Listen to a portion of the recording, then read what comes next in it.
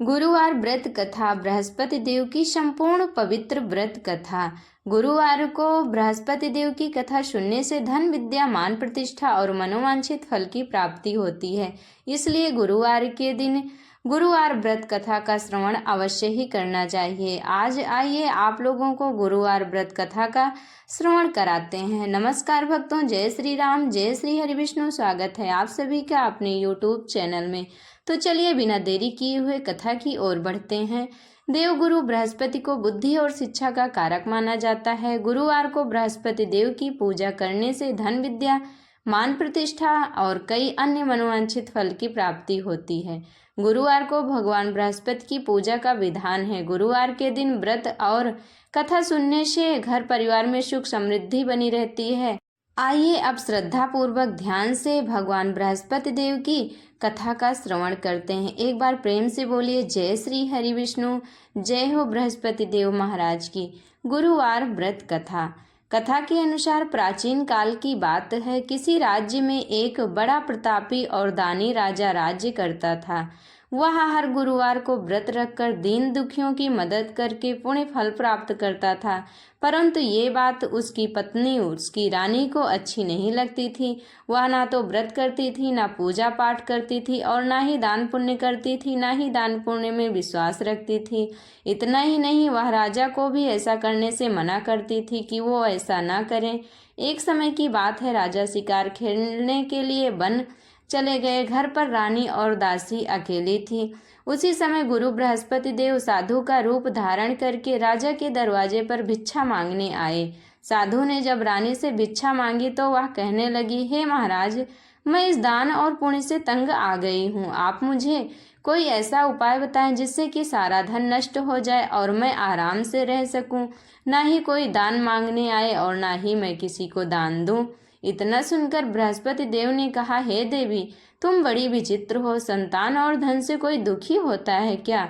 अगर अधिक धन है तो इसे शुभ कार्यों में लगाओ। कुंवारी कन्याओं का विवाह कराओ, विद्यालय और बाग बगीचे का निर्माण कराओ, जिससे तुम्हारे दोनों लोग सुधरें। परंतु साधु की इन बातों से रानी को खुशी नहीं हुई। उसने कहा कि मुझे ऐसे धन की आवश्यकता नहीं है महाराज, जिसे मैं दान दूं और जिसे संभालने में मेरा सारा समय ही नष्ट हो जाए। तब साधु ने कहा, अगर तुम्हारी ऐसी इच्छा है तो मैं जैसा तुम्हें बताता हूँ तुम ऐसा ही करना। तुम्हारा सारा धन नष्ट हो जाएगा और तुम आराम से रह सकोगी।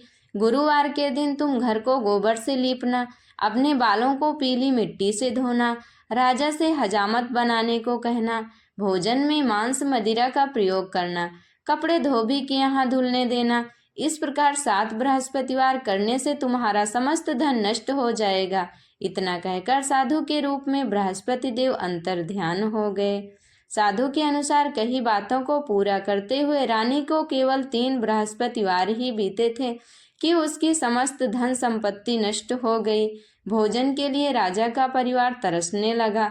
तब एक दिन राजा ने रानी से बोला कि हे रानी, तुम यहीं रहो, मैं दूसरे देश को जाता हूँ, क्योंकि यहाँ पर सभी लोग मुझे जानते और पहचानते हैं।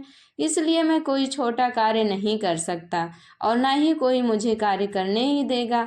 ऐसा कहकर राजा दूसरे देश चला गया।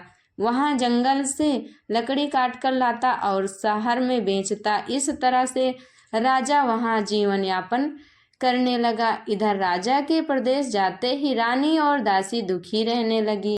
एक बार जब रानी और दासी को 7 दिन तक बिना भोजन के रहना पड़ा तो रानी ने अपनी दासी से कहा, हे दासी, पास ही के नगर में मेरी बहन रहती है। वह बड़ी धनवान है। तू उसके पास जा, उसके घर जा और उसके यहाँ से कुछ ले आ, ताकि थोड़ी बहुत गुजर बसर हो जाए। दासी रानी की बहन के पास गई। उस दिन गुरुवार था और रानी की बहन उस समय बृहस्पतिवार व्रत कथा सुन रही थी। तब दासी ने रानी की बहन को अपनी रानी का संदेश दिया, लेकिन रानी की बड़ी बहन ने कोई उत्तर नहीं दिया, क्योंकि वह गुरुवार का व्रत सुन रही थी और व्रत भी रखी थी। गुरुवार व्रत कथा सुनते समय ना ही किसी से बोलना चाहिए और ना ही उठना चाहिए। जब दासी को रानी की बहन से कोई उत्तर नहीं मिला तो वह बहुत दुखी हुई और उसे क्रोध भी आया। दासी ने वापस आकर रानी को सारी बात बता दी। ये सुनकर रानी ने अपने भाग्य को कोसा। उधर रानी की बहन ने सोचा कि मेरी बहन की दासी आई थी, परंतु मैं उससे बोली नहीं, इससे वह बहुत दुखी हुई होगी। मैं इसलिए नहीं बोली क्योंकि मैं बृहस्पतिवार व्रत कथा सुन रही थी। कथा सुनकर और पूजा समाप्त करके वह अपनी बहन के घर आई और कहने लगी, हे बहन, मैं बृहस्पतिवार का व्रत कर रही थी। तुम्हारी दासी मेरे घर आई थी, परंतु जब तक कथा होती है तब तक ना तो उठते हैं और ना ही बोलते हैं, इसलिए मैं नहीं बोली। बताओ दासी, हमारे यहाँ क्यों आई थी? रानी बोली, बहन, तुमसे क्या छिपाऊं, हमारे घर में खाने तक को अनाज नहीं है। ऐसा कहते कहते रानी की आंखें भर आई। उसने दासी समेत पिछले 7 दिनों से भूखे रहने की पूरी बात अपनी बहन को बता दी। रानी की बहन बोली, देखो बहन, भगवान बृहस्पति देव सबकी मनोकामना को पूर्ण करते हैं। देखो, शायद तुम्हारे घर में अनाज रखा हो। पहले तो रानी को विश्वास नहीं हुआ, पर बहन के आग्रह करने पर उसने अपनी दासी को अंदर भेजा तो उसे सचमुच अनाज से भरा एक घड़ा मिल गया। ये देखकर दासी को बड़ी हैरानी हुई। दासी रानी से कहने लगी, हे रानी, जब हमको भोजन नहीं मिलता तो हम व्रत ही क्यों करते हैं? इसलिए क्यों ना इनसे व्रत और कथा की विधि पूछ ली जाए ताकि हम भी व्रत कर सकें। तब रानी ने अपनी बहन से बृहस्पतिवार व्रत के बारे में पूछा।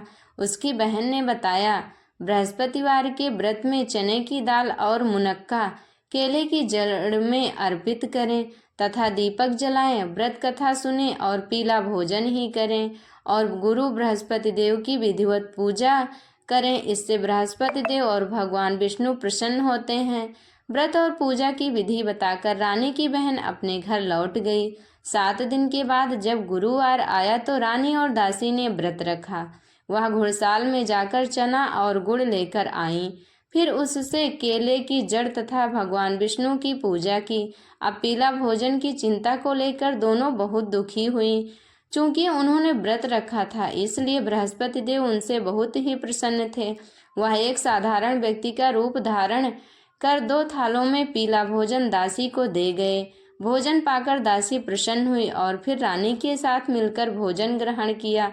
उसके बाद वह सभी गुरुवार को व्रत और पूजा करने लगी। बृहस्पति देव की कृपा से उनके पास फिर से धन संपत्ति आ गई, परंतु रानी फिर से पहले की तरह आलस्य करने लगी। तब दासी बोली, देखो रानी, तुम पहले भी इस प्रकार आलस्य करती थी। तुम्हें धन रखने में कष्ट होता था, इस कारण सभी धन नष्ट हो गया, और अब जब बृहस्पति देव की कृपा से धन मिला है तो तुम्हें फिर से आलस्य हो रहा है। अब तुम फिर से धन नहीं संभाल पा रही हो। धन से अब फिर से तुम्हें कष्ट होने लगा। रानी को समझाते हुए दासी कहती है कि बड़ी मुसीबतों के बाद हमने ये धन पाया है, इसलिए हमें दान पुण्य करना चाहिए, भूखों को भोजन कराना चाहिए और धन को शुभ कार्यों में खर्च करना चाहिए। कुंवारी कन्याओं का विवाह करवाना चाहिए। इससे तुम्हारे कुल का यश बढ़ेगा, स्वर्ग की प्राप्ति होगी और पितृ भी प्रसन्न होंगे। दासी की बात मानकर रानी अपना धन शुभ कार्यों में खर्च करने लगी। इससे पूरे नगर में उसका यश बढ़ने लगा। बृहस्पतिवार व्रत कथा के बाद श्रद्धा के साथ आरती की जानी चाहिए। इसके बाद प्रसाद बांटकर उसे ग्रहण भी करना चाहिए। इस प्रकार से भगवान बृहस्पति देव की पूजा और अर्चना करनी चाहिए। विधिवत पूजा करने के बाद व्रत कथा सुनना चाहिए और उसके बाद में प्रसाद को सभी को बांट देना चाहिए और अंत में खुद भी प्रसाद को ग्रहण करना चाहिए। इस प्रकार से यह कथा और यह पूजा संपूर्ण करनी चाहिए। ऐसा करने से बृहस्पति देव बहुत ही प्रसन्न होते हैं और मनोवांछित फल की प्राप्ति भी होती है। बृहस्पति देव को प्रसन्न करने के लिए गुरुवार के दिन व्रत कथा का श्रवण अवश्य ही करना चाहिए। जो भी व्यक्ति गुरुवार का व्रत रखता है और गुरुवार का व्रत रखने के साथ साथ गुरुवार व्रत कथा का श्रवण करता है, उसके सभी कष्ट दूर हो जाते हैं और उसे धन, सुख, समृद्धि, वैभव आदि की प्राप्ति होती है।